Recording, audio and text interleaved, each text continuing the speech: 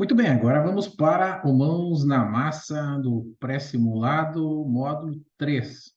Primeira questão. No regime de metas de inflação, quando a taxa de inflação projetada está abaixo da meta, o Copom tende a fazer o quê? Muito bem, muito bem. Aqui tem várias coisas interessantes para a gente relembrar, né? Vamos até anotar para que a gente possa gravar bem. Veja só. Quando a inflação está abaixo da meta, sob controle, o Copom tende a baixar a Selic. Por quê? Né? Porque a inflação está controlada, né? E quem que define essa meta? Que meta é essa, né? Esta meta da inflação é definida, você aprendeu isso no módulo 1, pelo Copom, pelo CMN. Ó, viu como é que é? Pelo CMN. O Copom define a meta da taxa Selic, como eu falei para vocês, que é um instrumento para segurar a inflação. Então, quando a inflação está subindo demais, uma das formas é você controlar aumentando a taxa de juros Selic, tá certo? Então, não é aumentar a taxa DI, porque a DI é um benchmark da renda fixa que acompanha, na verdade, a taxa Selic, certo? Ela é sempre um pouco abaixo da taxa Selic, mas acompanha a Selic, beleza? E a meta é um teto definido pelo CMN para se chegar aonde se quer manter a inflação. Então, é o máximo que se aceita para a inflação. Se passa disso, se a inflação passa muito da meta, tipo assim, mais do que 1,5% para cima, já é um ponto de atenção e o Copom começa a aumentar a taxa de juros. Foi o que aconteceu aí em 2022, está acontecendo em 2023 também. Tá? Então, a resposta certa é essa aqui, ó. Deixa eu limpar aqui, ó. Diminuir a taxa básica de juros Selic. Por quê? Diminuir a taxa de juros DI e nem aumentar a DI não é a resposta certa. E aumentar a taxa de juros Selic, né? Então, essa alternativa aqui, essa aqui está errada. Por quê, gente? Aumentar a taxa de juros, esse procedimento vai ser feito quando a inflação estiver acima da meta, que não é o caso da questão. Beleza? Entendeu? Maravilha, né? Então, vamos limpar tudo aqui e vamos para a questão número 2. Um investidor obteve uma rentabilidade de 7,75% no seu investimento por um período de um ano, e nesse tempo a inflação foi de 6,20%. Sobre a rentabilidade real deste investimento, é correto afirmar o quê? Muito bem, olha só, aqui eu estou perguntando sobre a taxa real de juros. De novo, eu vou escrever algumas coisas aqui para a gente relembrar, né? Primeiro que taxa real, o que é taxa real, certo? É o resultado da divisão da taxa nominal, certo? Aqui eu estou vendo, pela taxa da inflação, certo? Nesse caso, seria 7,75 dividido por 100, né? Mais 1, que é da fórmula, certo? Dividido por 6,20 dividido por 100 mais 1, certo? Isso daria o resultado. Mas como não precisa fazer cálculo na prova, você nem precisa memorizar isso daqui, né? Isso aqui é só para mostrar que é a divisão de uma pela outra. Você vai sempre responder que a taxa real é sempre, sempre, sempre um pouco menor que a diferença entre a taxa nominal menos a inflação. Matematicamente, a gente não pode diminuir uma taxa de outra, tá certo? Mas para efeito de prova, isso aqui é uma grande dica, uma grande sacada para a gente não errar as alternativas, beleza? Então, agora vamos lá. Ó, o que eu tenho aqui? Como eu falei para vocês, a diferença exata entre 7,75 e 6,20 é 1,50. Um aluno mais desavisado, ele iria responder a alternativa 3, aqui a C, que a rentabilidade real foi positiva, igual a 1,55, que é a diferença entre as duas. Porém, essa não é a alternativa certa, porque, como eu disse, a diferença é um pouco menor que a diferença, não é igual à diferença. E aqui, cuidado com a palavrinha, está dizendo aqui, ó, a palavrinha igual, né? Ó, igual a 55. Não é. Ela é um pouco menor. Então, a resposta certa é essa aqui, ó, um pouco menor que a diferença.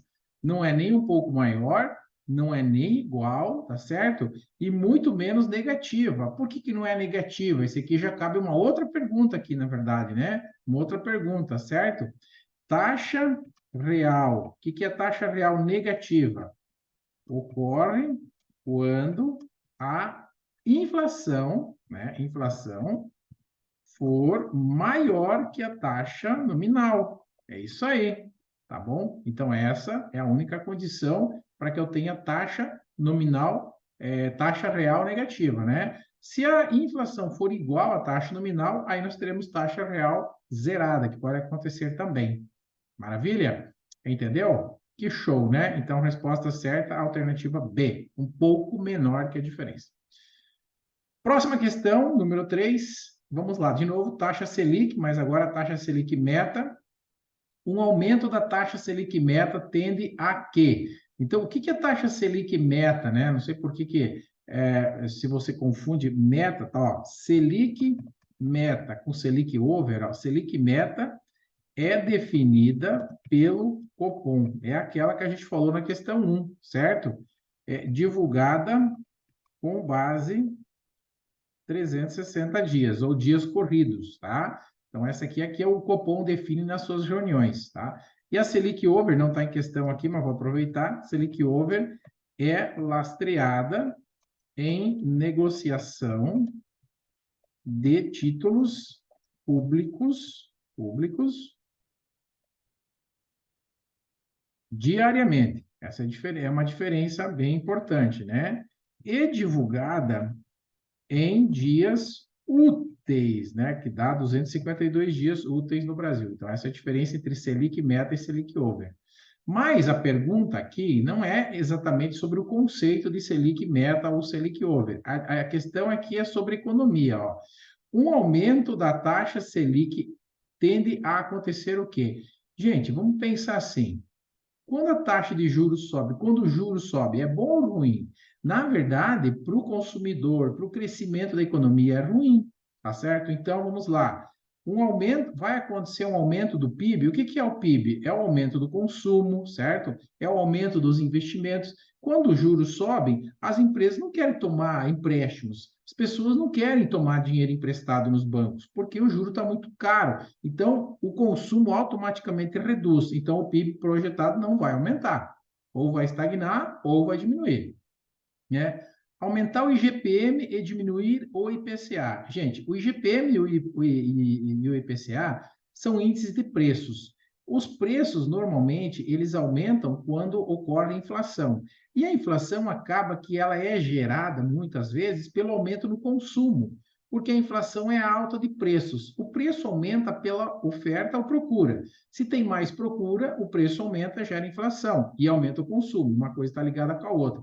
Pô, Cláudio, então o aumento da inflação, o aumento do consumo é bom para o PIB e é ruim para a inflação? Isso é verdade. Então tem que haver um equilíbrio, tá certo? Agora, eu dizer que quando a taxa de juros aumenta, que o IGPM vai aumentar, provavelmente não, tá certo? E diminuir o IPCA, né? Provavelmente, se a Selic subiu, lembra da questão 1? Provavelmente a inflação está alta, está acima da meta, ou seja, o IPCA não diminuiu, o IPCA aumentou, né? O IGPM pode ser que tenha aumentado, sim, né? Mas ele depende mais do atacado, né? Diminuir a PETAX, a letra C. Pode ser que sim, né? Essa pode estar certa. Por que diminuir a PETAX? Pense comigo, vamos fazer algumas anotações. Olha só, PETAX, o que é PETAX? Né? Vamos lá de novo. PETAX é a taxa de câmbio, certo? É a taxa de câmbio. Como é que é medida essa PETAX? Né? Medida pela oferta e procura por dólares, certo? Então, Quando entram mais dólares no Brasil, a Petax diminui. Quando a procura, desculpa, quando a oferta de dólares aumenta, a Petax diminui, porque o real se valoriza. Olha, estou escrevendo vários conceitos importantíssimos de economia que as pessoas às vezes confundem, né? O que eu quero dizer aqui? Pensa comigo. Se a taxa Selic aumentou, o investidor estrangeiro ele vai se sentir atraído a investir no Brasil porque o juro aqui é maior que no país dele. Geralmente, nos países do primeiro mundo, o juro é menor, a taxa real é menor do que aqui no Brasil. O que acontece? Se o investidor estrangeiro vai trazer mais dólares para cá, nós vamos ter mais oferta de dólares, com isso a Petax vai diminuir, entendeu? Como a Petax diminui? Então, quando a oferta de dólares aumenta, diminui a taxa de câmbio, ou seja, o real se valoriza. O real se valoriza quando a oferta de dólares é maior, porque as pessoas vão ter mais, o Brasil vai ter mais oferta de dólares do que procura, né? Estão procurando o real, na verdade, o estrangeiro está vindo para cá procurando o real, investimento no real. E aí ele vai fazer o real se valorizar, entendeu? Então a resposta certa dessa aqui é a letra C. Letra C, diminuir a Petax. Aumentar o consumo, eu já falei que não, porque quando o juro aumenta, o consumo diminui ou se retrai. E a número 4, a última, cite 2 exemplos de índice de preços, né? Índice de preço, pessoal, é o IPCA e o IGPM. A resposta certa é essa aqui, tá bom? Quando a gente fala de índice de preços, a gente está falando de índice de inflação. É a mesma coisa, né? O que muda é a forma de medir, né? O IPCA mede na ponta do consumo, pela pesquisa que o IBGE faz com as famílias que ganham de 1 a 40 salários mínimos, enquanto que o IGPM, na verdade, a FGV pega 60% do IPA, né, que são o índice de preço no atacado, 30% do índice de preço ao consumidor e 10% do índice nacional da construção civil, e faz aí uma média ponderada desses 3 índices para chegar no IGPM, tá certo? O IGPM é uma prévia da inflação, porque ele é divulgado antes, né, do dia 30, enquanto que o IPCA ele vem depois, porque ele é divulgado entre o dia 1º e o dia 10, tá? A TR não é um índice de preços, então está fora essa alternativa aqui. A PTAX, nós já falamos agora há pouco, que é a taxa de câmbio, então não é um índice de preços. E o CDI também não é um índice de preços, né? É uma taxa do interbancário. E o PIB a gente já viu que é a soma dos bens e serviços finais produzidos a valor de mercado no país, independente da nacionalidade das empresas que operam aqui no Brasil. Então, vamos lá, né? Resposta certa, vamos limpar aqui os nossos letra A, IPCA e IGPM. Vamos ver se todas estão certas, né? Na prova você também pode conferir, mas sugiro que se você não sabe, você não muda, né? Não fica mudando as alternativas se você não sabe. No caso aqui, a gente acertou todas, olha só. Pode conferir suas respostas aqui, tá certo? E aí vai para o próximo conteúdo. Beleza? Então, esse é o vídeo aqui do nosso simulado do módulo 3. Agora, bora lá para os próximos simulados e nos vemos no próximo vídeo. Valeu? Bacana? Bons estudos!